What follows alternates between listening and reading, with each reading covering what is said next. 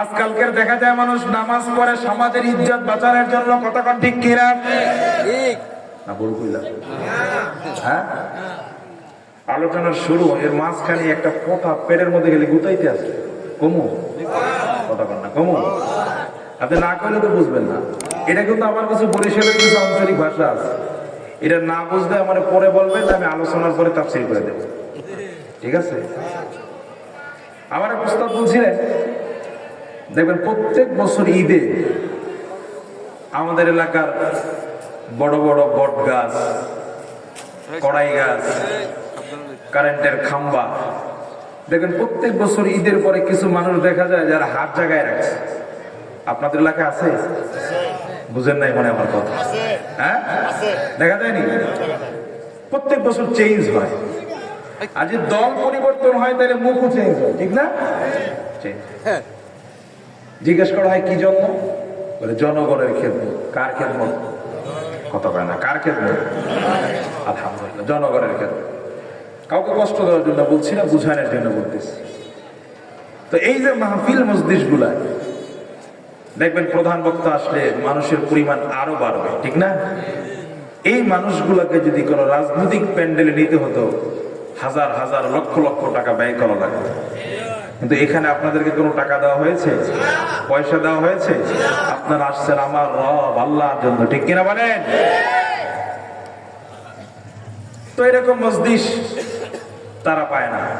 এই জন্য দেখবেন রাজনীতিবিদরা এই সমস্ত মজলিসে সবার আগে আসে। আবার আসে কোন সময়? যখন লোকজনের চাপ বাড়ে, ঠিক কিনা?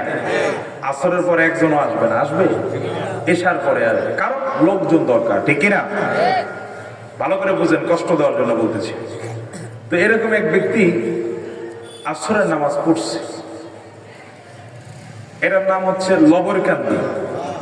পাশে মনে হয় আবুর কান্দিও আছে, আছে না? মনে করেন লবরকান্দি মসজিদে আসরের নামাজ 4টায়, আর আবুল কান্দের মসজিদে আসরের নামাজ 4:15। ব্যক্তি লবরকান্দে নামাজ পড়ছে, গাড়ি টান দিয়ে আবুল কান্দি গেছে, ওই জায়গায় আবার নামাজ পড়তেছে। পাশের যে লোক জিজ্ঞেস করতেছে, লিডার আপনি না লবরকান্দে 4টে আসরের নামাজ পড়লেন, এখন আবার? কয় বেটা, আমি যে নামাজ পড়ছি এইটা তো আবুল কান্দির মানুষে দেখে নাই, দেখছে? মানুষ আমার প্রতি একটা বাজে ধারণা করতে পারে যে লিডার মনে হয় নামাজ পড়ে না। এক, আর দ্বিতীয় কথা হচ্ছে, আমি তো নামাজ, এই যে লোকগুলা নামাজ পড়বে এরপর তাদের সাথে কথা বলবো, আমি একা যদি বাইরে দাঁড়াই থেকে এটা কেমন দেখা যায়, এই জন্য আমি আর একবার নামাজ পড়বো। দেখ 4:30 সামনে আছে কিনা, ওই জায়গায় আর একবার নামাজ। বলেন তো ভাই, এই নামাজ কি আল্লাহ পাওয়ার জন্য না দুনিয়া পাওয়ার জন্য? জোরে বলেন, আল্লাহ পাওয়ার জন্য না দুনিয়া পাওয়ার জন্য? এখানে আসছেন কি দুনিয়া পাওয়ার জন্য না আল্লাহ পাওয়ার জন্য? অতএব আমাদের নামাজ বলেন, রোজা বলেন, হজ বলেন, যাকাত বলেন, দান বলেন, সদকা বলেন, সব হবে আমার রব আল্লাহর জন্য, ঠিক কিনা বলেন? প্রিয় ভাইরা রে আমার, বন্ধুরা রে আমার, এই জন্য লোক দেখানোর জন্য নামাজ পড়লেই নামাজ আল্লাহর দরবারে কবুল হবে না। লোক দেখানোর জন্য রোজা রাখলেই রোজা আল্লাহর দরবারে কবুল হবে না। মানুষকে দেখানোর জন্য জিকির করেন, ফিকির করেন, দুরূদ পড়েন, সালাম পড়েন, দান করেন, সদকা করেন, যা কিছু করেন, কোনো কিছু আল্লাহর দরবারে কবুল হবে না যতক্ষণ পর্যন্ত আপনি আল্লাহর জন্য না করবেন, ঠিক কিনা বলেন? এজন্য হাদিসে কুদসির মধ্যে বলা হয়েছে, আনতা বুদুল্লাহ কাল্লাকা তারাহু ফাইন লাম ইয়াকুন তারাহু ফাইন্নাহু ইয়ারাক। তুমি এমন ভাবে আল্লাহর ইবাদত করো, গোলামি করো, যেন তোমার রব আল্লাহকে দেখে দেখে তুমি ইবাদত করতেছো। এরকম যোগ্যতা, কোয়ালিটি যদি আপনার আর আমার না থাকে, এতটুকু চিন্তা করতে হবে, আমার রব আমার আল্লাহ, তিনি আমাকে দেখতেছেন, ঠিক কিনা বলে?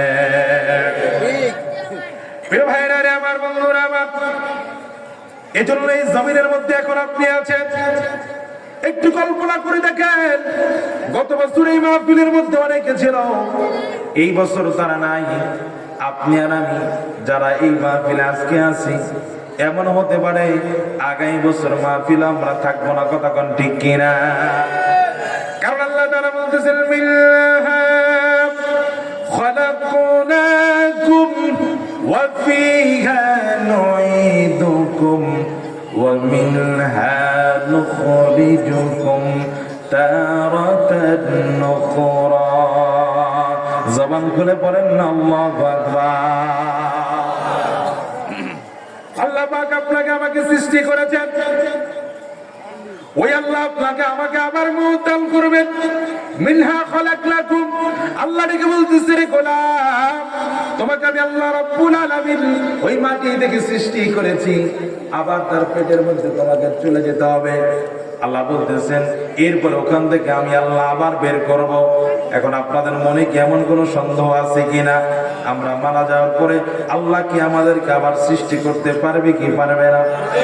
আস্তে বলবেন, জোরে বলবেন, পারবে কি পারবে না? না মনের মধ্যে সন্দেহ আছে? হুজুররা কয়, কেডা কয়? না কেডা কয়? ওই কি হয়, হুজুররা কয়। এই চিন্তায় আছেন নাকি? হ্যাঁ, আল্লাহ সব পারে। উদাহরণস্বরূপ বলি, এখানে যারা বিবাহ করছেন, মুরব্বী আমার দাদু শ্রেণী যারা আছে, বিকালবেলা জোহরের নামাজের পরে খানা খায়া স্ত্রী পাশে বসে ঘুমাইছে, আর আপনার স্ত্রী পাশে বসে বসে যে কোনো একটা কাজ করতেছে। হঠাৎ করে আপনি স্বপ্ন দেখলেন সাপ আপনাকে ধাওয়া করছে, আপনি উষ্টা খায় গর্তের মধ্যে পড়ছেন। স্বপ্নের মধ্যে দেখেন আপনি গর্তের মধ্যে, ঘুম ভেঙে গেছে, লাফ দিয়ে উঠছেন। আপনার স্ত্রী জিজ্ঞেস করতেছে কি হয়েছে, আপনি ভয় পাচ্ছেন কেন? আপনি বললেন আমাকে তো সাপ ধাওয়া করছে, আমি গর্তের মধ্যে পড়ে গেলাম। আপনার স্ত্রী বলতেছে তুমি কি পাগল হয়েছো? আরে আমার পাশে বসা, তুমি সাপ পাইলা কোথায়? স্বপ্নে দেখছি। কোথায় দেখছি? মুসলমান বন্ধুরা আমার, আপনার স্ত্রীকে আপনার পাশে বসাই আল্লাহ ঘুম পড়াইয়া স্বপ্নের মধ্যে যদি আমার আল্লাহ আপনাকে সাপ দিয়া ধাওয়া দেওয়াইতে পারে, আর আপনি যদি ভয় পান, এই ভয়ের কারণে যদি আপনার ঘুমটা ভাঙতে পারে, আমি জানতে চাই আল্লাহ রাব্বুল আলামিন বিনা শব্দে বিনা আওয়াজে আপনার কবরের মধ্যে আমার আল্লাহ আযাব দিতে পারে। কথা কোন ঠিক কিনা? আরো ক্লিয়ার করে বলি রে চাঁদপুরের মুসলমান, এই যুবক বন্ধুরা রে আমার, তোমরা হয়তো বুঝবা না, তোমাদের বাপ দাদার কাছে জিজ্ঞেস করে দেখবা, এই খেত খোলা যা আছে, চিকন ধানের বীজ যখন মুরব্বীরা রোপণ করতো, ওই চিকন ধানের বীজ থেকে চিকন ধান হইতো, ঠিক কিনা বলেন? মোটা ধানের বীজ থেকে মোটা ধান হইতো। যে আল্লাহ রাব্বুল আলামিন সামান্য একটা চিকন ধানের বীজ দিয়া চারা গজাইয়া আবার নতুন করে চারা, ওই চারা গজানোর পরে নতুন করে আবার চিকন ধান বানাইতে পারে, ওই আল্লাহ রাব্বুল আলামিন কবরের মধ্যে তোমাকে আমাকে দেওয়ার পরে হাড্ডি গোশত মাত্রা যা কিছু আছে সব কিছু গলে যাওয়ার পরও কিয়ামতের দিন, মুসিবতের দিন আপনার আমার দেহটা অনুরূপ ভাবে আমার আল্লাহ আবার তৈরি করতে পারবে, ঠিক কিনা বলে? প্রিয় ভাইরা রে আমার, বন্ধুরা রে আমার, আমার আলোচনা অনেক দিকে করা দরকার, কারণ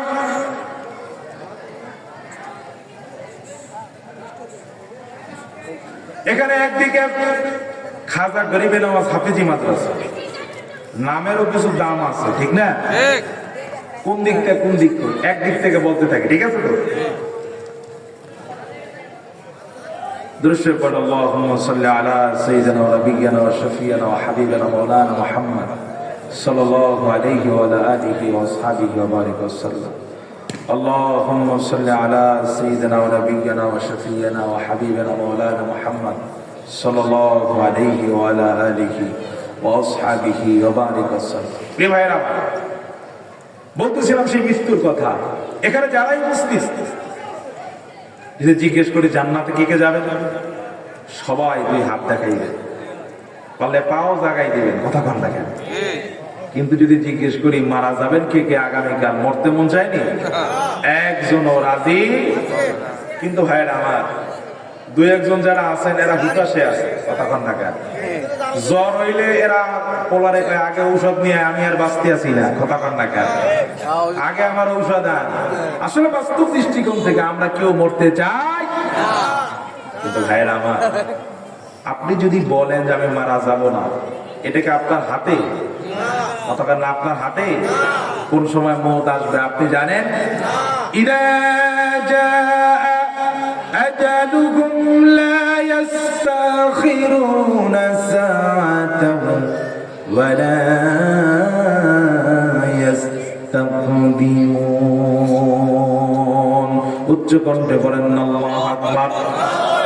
যখন মৃত্যু আপনার কাছে চলে আসবে, লা ইস্তাখিরুনা সাআতা, এক মুহূর্ত সময় আপনাকে দেওয়া হবে না।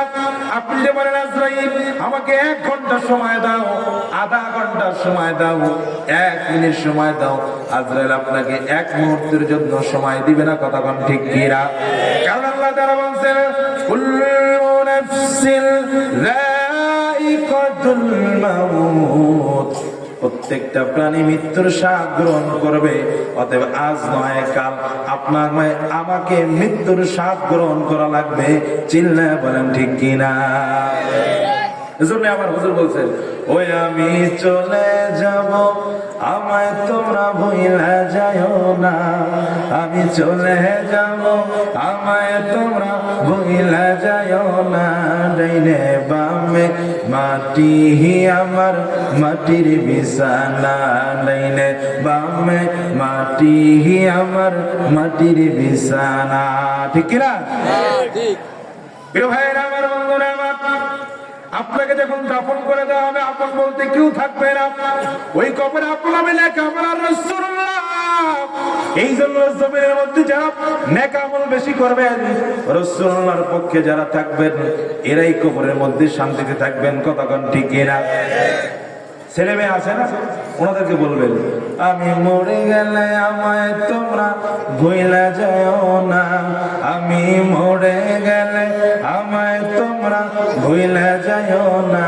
ডাইনে বামে মাটি আমার মাটির বিছানা, ডাইনে বামে মাটি আমার মাটির বিছানা।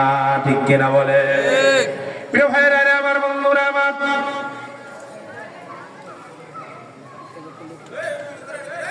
এগুলা কি সম্ভব একটা মাহফিলের মধ্যে? এরপর আমি যাওয়ার পরে বলবেন কি হুজুর আছে, আলোচনা করতে পারেন। আল্লাহুম্মা সাল্লি আলা সাইয়্যিদিনা ওয়া নাবিয়িনা ওয়া শাফিঈনা ওয়া হাবিবিনা মাওলানা মুহাম্মদ সাল্লাল্লাহু আলাইহি ওয়া আলা আলিহি ওয়া আসহাবিহি ওয়া বারিক ওয়া সাল্লাম। প্রিয় ভাইরা আমার দিকে তাকান। তাহলে বলতেছিলাম মৃত্যু নিয়ে। এই মৃত্যুর স্বাদ আপনাকে আমাকে অবশ্যই গ্রহণ করতে হবে। এই মৃত্যু থেকে আপনাকে আমাকে কেউ বাঁচাইতে পারবে? অবশ্যই আপনাকে মৃত্যুর স্বাদ গ্রহণ করতে হবে। কিন্তু ভাই, মৃত্যুটা যদি মুমিনের হালতে হয়, ঈমানদার অবস্থায় হয়, তাহলে রাসূলুল্লাহ বলেন তুহফাতুল মুমিনিল মাউত, ওই ঈমানদারের জন্য মৃত্যুটা হবে হাদিয়া। আর যদি বেঈমান হয়ে মারা যায়, গুনাহগার অবস্থায় মারা যায়, তাহলে মৃত্যুটা হবে ভয়ঙ্কর, কষ্টনাক, যন্ত্রণাদায়ক। কতক্ষণ ঠিক কিনা? পৃথিবীর মধ্যে সবচেয়ে আসানের সাথে জান কবজ করা হয়েছে আমার নবী, কামলিওয়ালা নবী, আমার নূর নবী। ঠিক কিনা বলেন? সৃষ্টির মধ্যে এর চেয়ে আসান আর কাউকে দেওয়া হয় নাই। সে রাসূলুল্লাহ এত কষ্ট পেয়েছেন যে রাসূলুল্লাহর শরীর মোবারক ঘেমে গিয়েছে। বুঝতে পারতেছেন তো? আর আপনার আমার অবস্থা কি হবে একটু চিন্তা করে ভাবেন যে আপনার আমার অবস্থাটা কি হতে পারে। এই জন্য এই দুনিয়ার মধ্যে বসে, উপরে বসে যা যা ভালো কাজ করবেন, মৃত্যুর সময় শান্তি পাবেন, কবরে গেলে শান্তি পাইবেন, হাসরে আর মিজানে শান্তি পাইবেন। প্রিয় ভাইয়ের আমার, তাতে উপরে বসে আপনাকে ভালো কাজ করতে হবে। কবরে গেলে আপনি আর কোনো ভালো কাজ করতে পারবেন না। কারণ হচ্ছে আল্লাহ রাব্বুল আলামিন। আপনারা শুধু ভাবেন যে আমার আপনারা শুধু ভাবতেছেন, এই ছাত্রদেরকে একটা ফাঁসে করে দেন, তোমরা এদিকে আসো। আপনারা শুধু ভাবতেছেন এই দুনিয়া আমার, আমি কার, এই চিন্তা একদিনও করছেন? কথা বল না কার? ভাবেন দুনিয়া আমার, কিন্তু আমি কার, এই চিন্তা একদিনও করছেন না। এই দুনিয়া তো আমারও না, আর আমিও কারো। আমি হচ্ছে আমার রব আল্লাহ, মাওলার গোলাম আমি। সেই মাওলা আমাকে দুনিয়ার মধ্যে কাজ কর্ম দিয়ে পাঠাইছে। যদি এই কাজ কর্মগুলো আমি করতে পারি তাইলে আমার জন্য নাজাত, আর এই কাজ যদি আমি করতে না পারি তাইলে আমার জন্য কষ্ট। ঠিক কিনা বলেন? আল্লাহ তাআলা বলতেছেন ওয়ামা খালাকাতুল জিন্না ওয়াল ইনসা ইল্লা লিয়াবুদুন। উচ্চ কণ্ঠে করেন আল্লাহু আকবার। আল্লাহ তাআলা বলতেছেন রে গোলাম, ও গোলাম, আল্লাহ বলতেছেন তোমাকে আমি আল্লাহ সৃষ্টি করছি শুধুমাত্র কেবলমাত্র, অন্য আর কোনো উদ্দেশ্য নয়, অন্য আর কোনো কাজ নয়, শুধুমাত্র কেবলমাত্র আমি মাওলার গোলামি করার জন্য। এখন যদি আপনি গোলামি করতে পারেন তাইলে আপনার জন্য ভালো, আর গোলামি না করতে পারলে আপনার আমার জন্য কঠিন হবে। কথা কোন ঠিক কিনা? এজন্য আল্লাহ তাআলা বললেন ইল্লাল্লাযীনা আমানু ওয়া আমিলুস সালিহাতি কানাত লাহুম জান্নাতুল ফিরদাউসি নুজুলা। জবান খুলে পড়েন আল্লাহু আকবার। আল্লাহ তাআলা ডেকে বলতেছেন লে গোলাম ইন্নাল্লাযীনা আমানু, নিশ্চয় যারা ঈমান আনবে, ওয়া আমিলুস সালিহাত, এরপরে যারা নেক আমল করবে, আল্লাহ তাআলা বললেন কানাত লাহুম জান্নাতুল ফিরদাউসি নুজুলা। এই গোলামদের জন্য আমার আল্লাহ স্পেশাল ভাবে আল্লাহ তাআলা জান্নাত বাজেট করে রেখেছেন। এখন আপনার আমার দায়িত্ব হচ্ছে ঈমানের উপরে নেক আমল করা। ঈমানের উপরে কি করা? জোরে বলেন না, কি করা? এখন ভাইরা আমার, ওই যে আমি আলোচনার একেবারে শুরুতে চলে যাই, ওই যে বলেছিলাম ইন্নাস সালাতি ওয়া নুসুকি, আমার নামাজ হবে কার জন্য? আসতে বলবেন না, জোরে বলুন কার জন্য? এখন তো সবার নামাজ হয় না আল্লাহর জন্য। নামাজ পড়ে কেউ ডানে তাকায়, কেউ বামে তাকায়, কথা কন না। এই তো অবস্থা নাকি? অনেকে দেখছে নামাজ পড়ে, নামাজে দাঁড়ায় এক আঙ্গুল দিয়ে নাক খুঁজতেছে, কথা কন না। আমার নিজের মসজিদের এক মুসল্লি, আমি যখন কেরানীগঞ্জ চাকরি করতাম, জুমার নামাজের পর খুব দ্রুত করে বের হচ্ছি, উনি সুন্নত পড়তেছে, এরপর নফল পড়তেছে। নামাজের মধ্যে দাঁড়ানো অবস্থা, ওনার পাশ থেকে যখন অতিক্রম করতেছে, বলতেছে হুজুর কই যান? উনি কোথায়? হুজুর কই যান? আমার বাসায় কিন্তু দাওয়াত আছে। একেবারে আল্লাহর নামের কসম করে বলতেছি, এই হচ্ছে আমাদের নামাজের অবস্থা, ঠিক কিনা বলে? কিন্তু নামাজটা কি এরকম হওয়ার কথা ছিল? যেরকম এরকম হওয়ার কথা ছিল? এখানে একটা ঘটনা মনে পড়ছে। আপনারা অনেকে মনে করেন যে আলেমদের নামাজ খুব সুন্দর, কিন্তু আমার এই ছোট্ট জীবনে আমি দেখছি অনেক সাধারণ মানুষ যারা আলেম না, মুফতি না, মুহাদ্দিস না, কিন্তু এদের নামাজ এত সুন্দর যা কল্পনাই করা যায় না। এত আবেগ, এত ভালোবাসা, এত মহব্বত নিয়ে নামাজ পড়ে যা কল্পনাই করা যায় না। এরকম একজন আল্লাহর এই ঘটনা পাওয়া যায়, যিনি একেবারে হতদরিদ্র গরিব মানুষ ছিলেন, কিন্তু বড় আলেম ছিলেন না, কিন্তু আল্লাহওয়ালা বুজুর্গ বান্দা ছিলেন। তার জীবিকা নির্বাহ করার মাধ্যম ছিল জঙ্গল থেকে, সে গাছ থেকে যে মরা যে ডালগুলো আছে এগুলো পেরে পেরে এরপরে এগুলা তিনি বাজারে বিক্রি করতেন, এরপরে জীবনযাপন করতেন। এরকম করতে করতে জীবন চালাচ্ছে। আলেমদের একটা কাফেলা ওই জঙ্গলের মধ্যে গেছে, ঘুরতে গেছে, যাই দেখতেছে মুরব্বী মানুষ কাঠ কাটতেছে। জিজ্ঞেস করতেছে নামাজ পড়ছে? বলে হ্যাঁ আসরে নামাজ পড়ছে। অনেক কথা বলতে বলতে মাগরিবের নামাজে রক্ত হয়ে গেছে। তাহলে আমরা বলতেছি তাইলে মাগরিবের নামাজটা আমাদের সাথেই পড়েন। বলে আচ্ছা। আলেমরা দাঁড়িয়ে গেছেন নামাজের জন্য, উনিও দাঁড়িয়ে গেছেন। এখন একজন আলেম আর একজনকে বলতেছে মুরব্বী আপনি একটু আজকে মাগরিবের নামাজের ইমামতি করেন। বুঝেন নাই আমার কথা? মুরব্বীকে বলতেছেন বাবা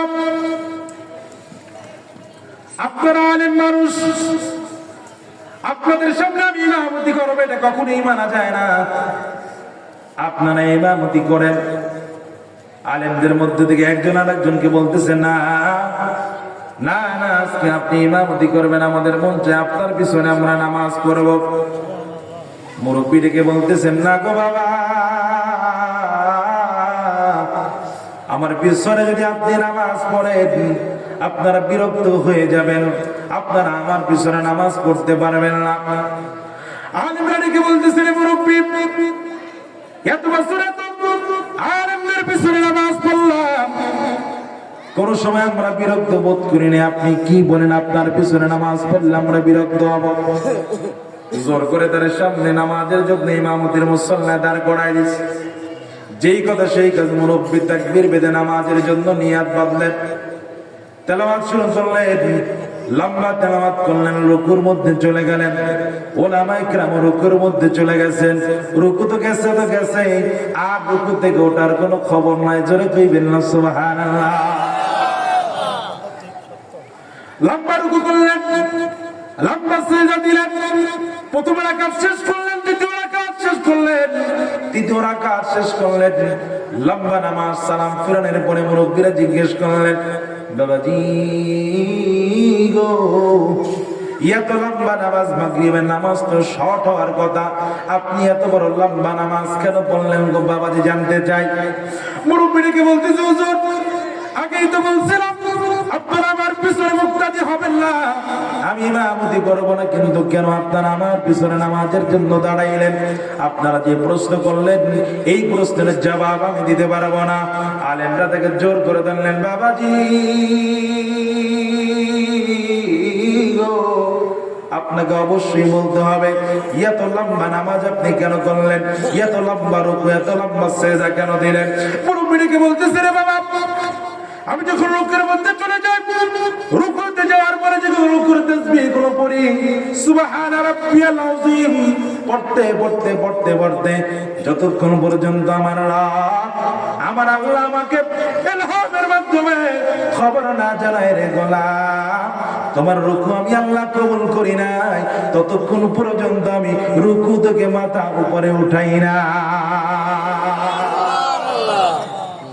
বাবারে আমার, বন্ধুরে আমার, মুরব্বি ডেকে বলতেছে, ও হুজুর শুনো, আমি যখন সিজদার মধ্যে চলে যাই, আমার রব যতক্ষণ পর্যন্ত আমার মন না বলে, আমার মন না চায়, আমার আল্লাহ আমার সিজদা কবুল করে নাই, ততক্ষণ পর্যন্ত আমি সিজদা থেকে মাথাটা উপরে জাগাই না। চিৎকার করে পড়েন না সুবহানাল্লাহ। ও তুই পড়লি নামাজ, ধরলি নামাজ, সারা জীবন ভর নামাজ, হইল না রে তোর নামাজের, লইলি না খবর, নামাজ হইল না রে তোর নামাজের, লইলি না খবর। ঠিক না? এক আল্লাহর ওলি, ওনার এক ভক্ত, দেখবেন অনেক সময় ভাতের সাথে ডাইল উঁচু হয়, কথা বল না কেন, আছে না, আছে না, আছে না? আল্লাহ ওলি গেছে নামাজ পড়তে মসজিদের মধ্যে, হুজুরের একটা ভক্ত ছিল, এটা পাগলা টাইপের, আসা না কিছু পাগলা টাইপের ভক্ত। নামাজ পড়ে মানুষ কোন দিক ফিরা, পূব দিক ফিরা, কথা পায় না, কোন দিক ফিরা, পশ্চিম দিক ফিরা, সবাই নামাজ পড়তেছে, হুজুরে নামাজ পড়তেছে। ওই যে হুজুরের পাগলা হঠাৎ করে নামাজের মধ্যে চেহারা ঘুরে পূব দিকে দিয়ে দিচ্ছে। নামাজ শেষ, পাগল মানুষ তো জিজ্ঞেস করতে, তুমি পূব দিকে ফিরলা কেন? আমারে কি জিগাইবেন, ইমাম সাহেবের জিগান, বুঝলেন না? কারে জিগাইব? ইমাম সাহেবের জিগান। এখন সবাই করছে বিপদে, ইমাম সাহেব কি জিগান, হ্যাঁ তারে জিগান। সর্বশেষ জিজ্ঞেস করছে, ইমাম সাহেব কাহিনী, ভুলটা আমার, নামাজের মধ্যে আমার মনোযোগ নষ্ট হয়ে বাড়ির দিকে মন গেছে গা। এই দুনিয়ার কেউ খবর পায় নাই, ওই পাগলা খবর পাইছে। এটা হচ্ছে আল্লাহওয়ালা বুজুর্গ বান্দাদের তাকওয়া। কথা বলেন ঠিক কিনা? এই জন্য তো বলি, ওতে পড়লি নামাজ, ধরলি নামাজ, সারা জীবন ভর নামাজ, হইল না রে তোর নামাজের, লইলি না খবর, নামাজ হইল না রে তোর নামাজের, লইলি না খবর। ঠিক কিনা? নামাজের নিয়াত করে দাঁড়াইছ নামাজে, নামাজের নিয়াত করে দাঁড়াইছ নামাজে, এই মনটা যদি থাকে তোমার দুনিয়ার এই কাজে, নামাজ হইল না রে তোর নামাজের, লইল না খবর, নামাজ হইল না রে তোর নামাজের, লইলি না খবর। ঠিক কিনা? মসজিদে পড়িলে আজান তুমি সবার আগে যাও, আছে না, আছে না? মসজিদে পড়িলে আজান তুমি সবার আগে যাও, ওরে নামাজ শেষে বাইরে এসে সুদের টাকা খাও, নামাজ, কথা কয় না, কথা কয় না, ওরে নামাজ শেষে বাইরে এসে সুদের টাকা খাও, নামাজ হইল না রে তোর নামাজের, লইলি না খবর, নামাজ হইল না রে তোর নামাজের, লইলি না খবর। ঠিক কিনা? এজন্য নামাজ হবে আল্লাহর জন্য। কার জন্য? জোরে বলেন না, কার জন্য? এজন্য কোয়ান্টিটি না, কোয়ালিটি লক্ষ্য।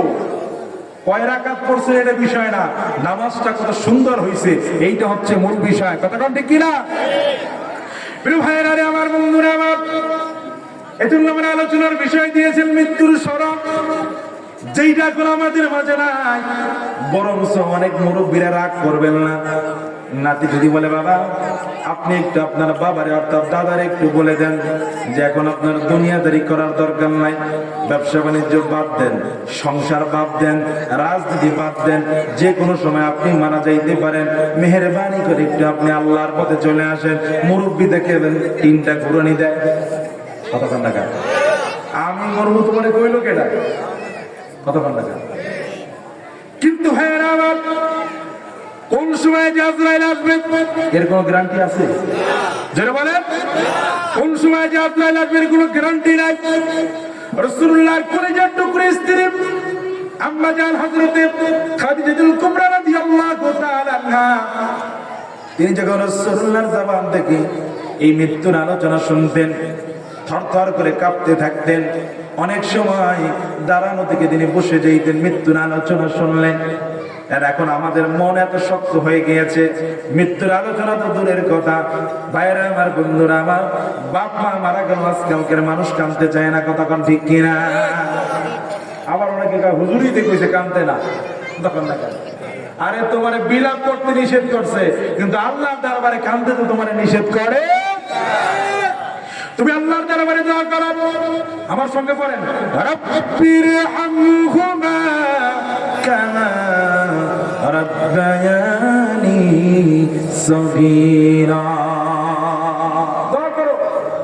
কিন্তু আফসোসের বিষয় কি জানেন, দোয়া করবে কি কথার একটা ডাল বলা হয়। বাপ চিন্তা করছে আমি মাদ্রাসায় পড়ি না, আলেম না, মুফতি না, মুহাদ্দিস না, আমি মারা যাব, সন্তানটা যেন আমার জন্য দোয়া করে, এই চিন্তা করছে। যা ছেলেটাকে মাদ্রাসায় ভর্তি করে দে। ও মাদ্রাসায় ভর্তি করে দেওয়ার পরে চিন্তা করছে পোলা আমার জন্য দোয়া করবে, বাবার খুব বড় আশা। কিন্তু বিষয়টা উল্টো হয়ে গেছে, পোলা 3 মাস পর বাড়ি থেকে কইতেছে কবর জিয়ারত যায় যায়। কথা কয় না, কথা কয় না, দিল কি জন্য আর হইল কি, কথা বল না কেন? বাপ দিল এই কারণে যে আমার জন্য একটু দোয়া করবে। পোলায় মশলা ঘুরাই দিছে যে তোমার জন্য দোয়া করা, কবর জিয়ারত করা যায়। প্রিয় ভাইয়েরা আমার, বন্ধুরা আমার, আফসোসের একটা বিষয়, রাসূলুল্লাহর শানে যদি কোনো ইহুদি, কোন মুশরিক, কোন বেঈমান, কোন হিন্দু যদি বেয়াদবি করত, নিজের কলিজারে বুঝ দিতে পারতাম। আজ থেকে প্রায় 2 সপ্তাহ আগে আমার সোনার বাংলাদেশের সোনার যুবকেরা, কিছু মুসলমানের সন্তান 8, 10, 15, 20 জন একত্রিত হয়ে রাসূলুল্লাহর দুরূদ শরীফকে ব্যঙ্গ করেছে। চিল্লায় পড়ে নাউজুবিল্লাহ। এরা দাঁড়ায় রাসূলুল্লাহকে সালাম দিচ্ছে, আর রাসূলুল্লাহর সালাম নিয়ে ব্যঙ্গ করতেছে, টিটকারি মারতেছে। মনে রাখবে মুসলমান, মুসলমানের জন্মের সন্তান হলেই মুসলমান হয় না, কথা কোন ঠিক কিনা? যারা রাসূলুল্লাহর দুরূদ আর সালাম, রাসূলুল্লাহর আদব আসবাব ভক্তি নিয়ে যারা ব্যঙ্গ করে, মনে রাখবেন এরা পিতৃ পরিচয়হীন যারা সন্তান। চিল্লায় বলেন ঠিক কিনা? রাসূল নিয়ে কোনো প্রকার কোনো কম্প্রোমাইজ, কোনো প্রকার কথা নাই। তার কারণ রাসূলুল্লাহর আদব, আজমত, ইজ্জত, সম্মান যার মধ্যে নাই, আমরাও তার সঙ্গে। এজন্য মনে রাখবেন, আল্লাহ মানা নবী মানা নয়, নবী মানলে আল্লাহ মানা হয়, ঠিক না? আল্লাহ মানা নবী মানা নয়, নবী মানলে আল্লাহ মানা হয়। এই কথায় আমি বলিলাম স্বয়ং আল্লাহ কয়, আল্লাহ মানা নবী মানা নয়, নবী মানলে আল্লাহ মানা হয়, ঠিক কিনা বলে? অনেকে আবার বলে হুজুর এইটা কমছে, এইটা বাড়ছে, এইটা কমছে, এইটা বাড়ছে। গোটা দেশ যদি বেয়াদবে ভরে যায়, এরপরও আমরা রাসূলুল্লাহর আদব, আজমত, ভালোবাসা ছাড়তে রাজি। জোরে বলেন ছাড়তে রাজি। আমার সঙ্গে কি আপনারা একমত? দেখি নারে তাকবীর, নারে তাকবীর, নারে রিসালাত, নারে রিসালাত। আল্লাহ কবুল করুক, জবান খুলে পড়ুন আমিন, উচ্চ কণ্ঠে পড়ুন আল্লাহুম্মা আমিন। মনে রাখবেন বাবা, সন্তান যদি ডক্টরের ডিগ্রি নাও পায়,